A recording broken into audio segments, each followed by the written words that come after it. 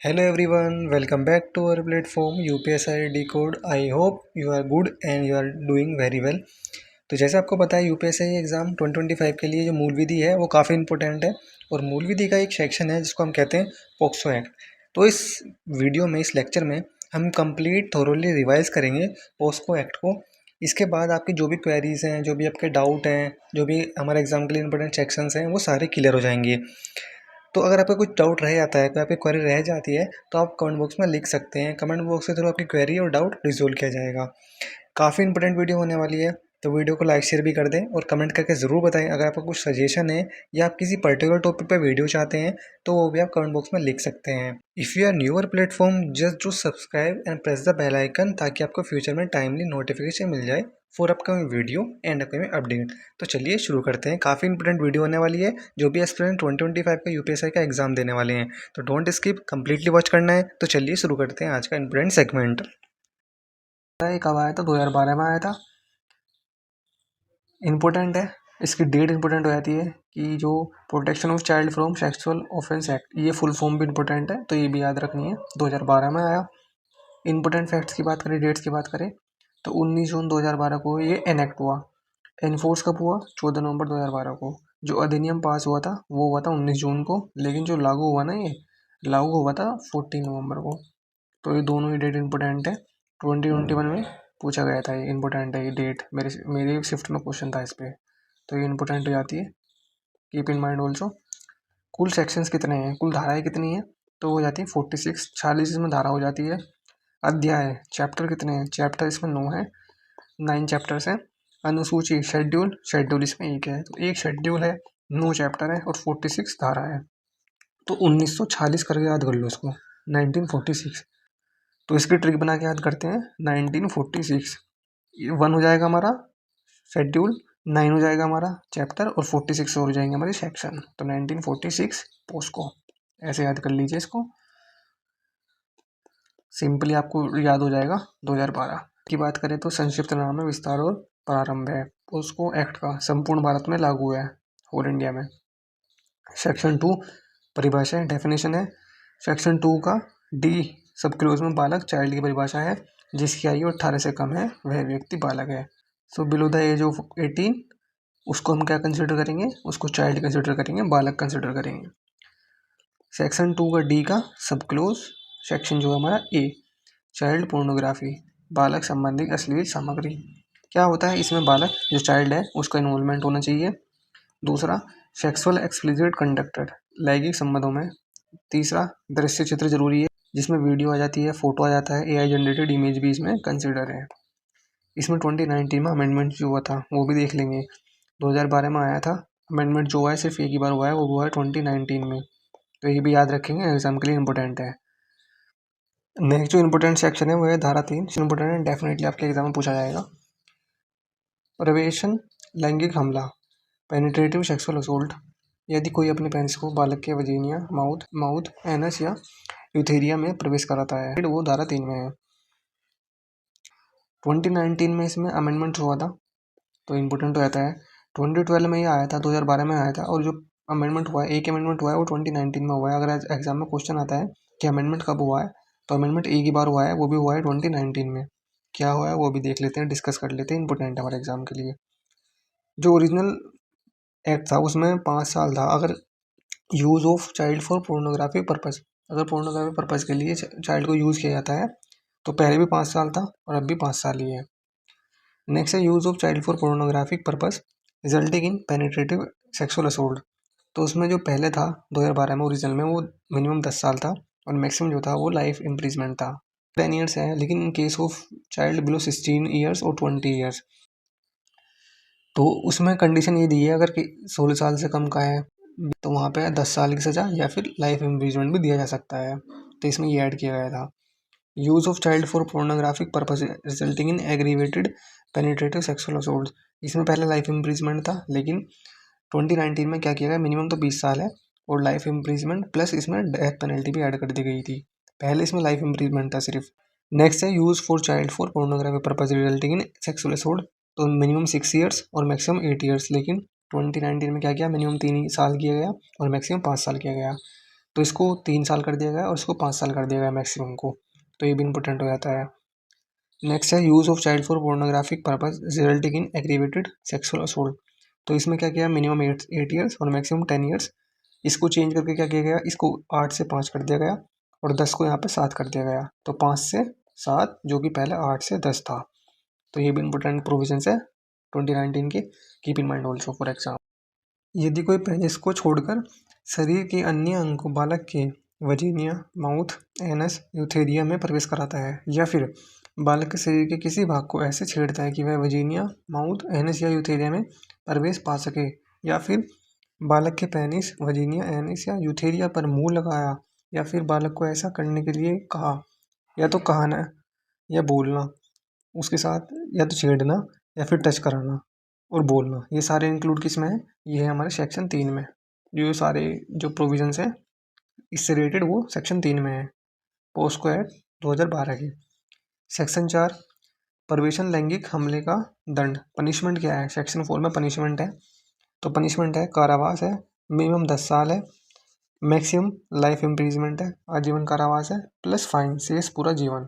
तो ये सारे जो है पनिशमेंट है, सेक्शन 4 में है। 3 में कृत्य जो कार्य करते हैं उसकी प्रोविजंस हैं। यदि बोला से कम आयु के बालक के साथ हो तो, अगर 16 से कम की एज है देन मिनिमम 20 साल है, मैक्सिमम आजीवन प्लस फाइन। अगर 16 से कम है तो 20 साल, मैक्सिमम आजीवन और फाइन। अगर 16 से ज़्यादा है तो फिर 10 साल, मैक्सिमम आजीवन और प्लस फाइन। तो ये सारे प्रोविजंस हमारे किस में है, तो ये सेक्शन 4 में है। और इसमें नोट भी ऐड है कि जो फाइन लगाया जाएगा ना, जो वह लगाया जाएगा बालक को दिया जाएगा जिससे उस बालक का मेडिकल ट्रीटमेंट हो सके तथा पुनर्निवास हो सके। तो जो भी फाइन लिया जाएगा पनिशमेंट में वो जो विक्टिम है उसको दिया जाएगा ताकि वो उसका मेडिकल ट्रीटमेंट हो सके। नेक्स्ट है सेक्शन 5 गुरुतर प्रवेशन लैंगिक हमला एग्रीवेटेड पीएसए। यदि पीएसए किसी पुलिस अधिकारी द्वारा, जैसे सशस्त्र बलों के सदस्य द्वारा, लोक सेवा पब्लिक सर्वेंट द्वारा, या फिर जेल स्टाफ द्वारा, या फिर स्कूल के स्टाफ द्वारा, या हॉस्पिटल स्टाफ द्वारा, या फिर हॉस्पिटल के स्टाफ के द्वारा, इसमें सरकारी और प्राइवेट दोनों को इंक्लूड किया गया है। तो ये जो सारे प्रोविजंस हैं ये दिए गए हमारे सेक्शन 5 में। नेक्स्ट है इंपॉर्टेंट सेक्शन 6 गुरुतर प्रवेशन लैंगिक हमले का दंड। इसमें पनिशमेंट क्या होगी, तो इसमें जेल प्लस फाइन है, कठोर कारावास है, मिनिमम 20 साल है और मैक्सिमम आजीवन लाइफ इम्प्रीजमेंट प्लस इसमें जो है डेथ पेनल्टी भी है। डेथ पेनल्टी है, लाइफ इम्प्रीजमेंट है, मिनिमम 20 साल है, प्लस फाइन और जेल भी है। किसमें, सेक्शन 6 में। किसके लिए, ये जो पुलिस अधिकारी, सशस्त्र बल, लोक सेवा, jail staff, school staff, hospital, इन सब।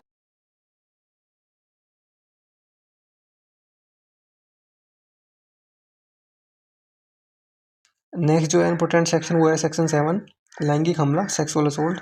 यदि कोई व्यक्ति सेक्सुअल इंटेंशन से किसी बालक की वजीनिया, पेनिस, एनस या ब्रेस्ट को टच करता है या बालक को ऐसा करने के लिए कहता है, तो ये सारे प्रोविजन जो है हमारे सेक्शन 7 में है। तो किसमें, पोक्सो एक्ट 2012।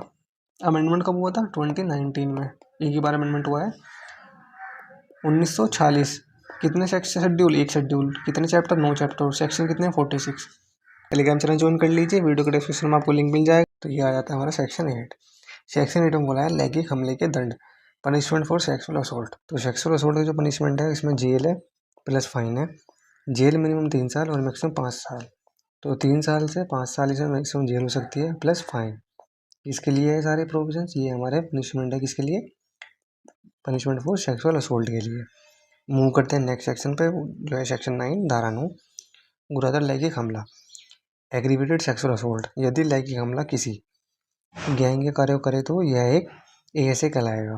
ठीक है, पुलिस अधिकारी द्वारा, सशस्त्र बल के द्वारा, लोक सेवा के द्वारा या फिर हॉस्पिटल स्टाफ के द्वारा, अगर इनमें से कोई भी इस जो है कार्य को करता है, इस कृत्य को करता है, इस क्राइम को करता है, तो ये एग्रीवेटेड सेक्सुअल असोल्ट माना जाएगा। तो इसके रिलेटेड जो प्रोविजंस हैं वो हमारे धारा 9 में मेंशन है। नेक्स्ट है हमारा सेक्शन 10 धारा 10 गुरुतर लैंगिक हमले का दंड। इसमें जेल मिलेगी 5 साल मिनिमम और मैक्सिमम 7 साल। जैसे 5 से 7 साल जो है जेल है, इम्प्रिजमेंट है। मूव करते हैं नेक्स्ट सेक्शन पे, वो है हमारा धारा 11 सेक्शन 11 सेक्सुअल हरेसमेंट। तो लैंगिक उत्पीड़न, यदि कोई शब्द करे, आवाज़ करे, अंग विशेष, गेस्चर या शरीर का कोई भाग दिखाए तो वो सारा कंसिडर किया जाएगा सेक्सुअल असोल्ट में। इसमें बच्चे के शरीर का कोई भाग दिखाने के लिए कहे या फिर बच्चों को अश्लील कंटेंट दिखाना, फोन दिखाना, है ना, बालक का इलेक्ट्रॉनिक या सीधा पीछा करना, जैसे फेसबुक हो गया, व्हाट्सएप हो गया, अगर आप इन पे भी करते हो तो यहाँ पे भी क्या माना जाएगा, सेक्सुअल हरेसमेंट माना जाएगा। अगर कॉन्टैक्ट करने की कोशिश करते हो, स्टॉक करते हो ऑनलाइन, तो भी सेक्सुअल हरेसमेंट ही कंसिडर किया जाएगा। बालक के किसी शरीर के भाग को, सेक्सुअल इन्वर्ट की वीडियो को मीडिया चलाने में से उसको वायरल कर देना, है ना, किसी भी वीडियो बना के पोर्नोग्राफी का प्रलोभन देता है, ठीक है।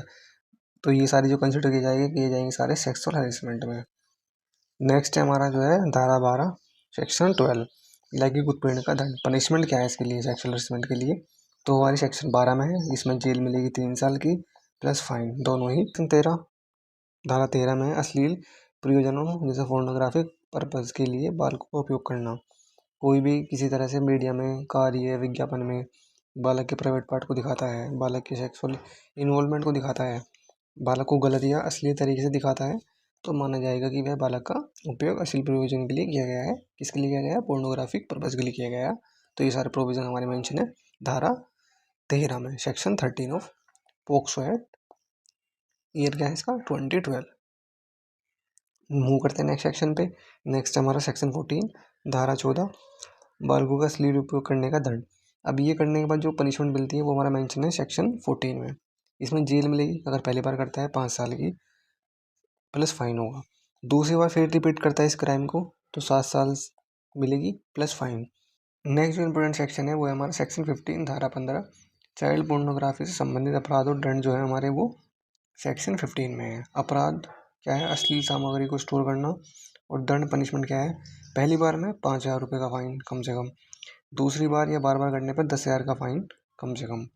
अपराध है अश्लील सामग्री को बांटना, दिखाना या प्रचार करना, या तो बांटता है या दिखाता है या प्रचार करता है, तो इसमें दंड मिलेगा जी जेल 3 साल तक की प्लस फाइन या दोनों से दंडित।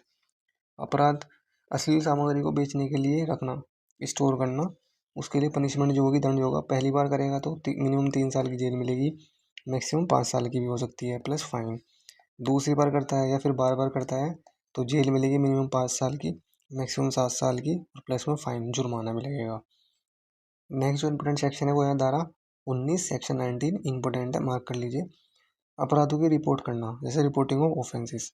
यदि पोस्को एक्ट से रिलेटेड अपराध होता है तो रिपोर्ट किया जाएगा, विशेष किशोर पुलिस यूनिट को किया जाएगा, स्पेशल जुवेनाइल पुलिस यूनिट को, या फिर लोकल पुलिस जो स्थानीय पुलिस होती है, पास के थाना में भी आप रिपोर्ट कर सकते हैं।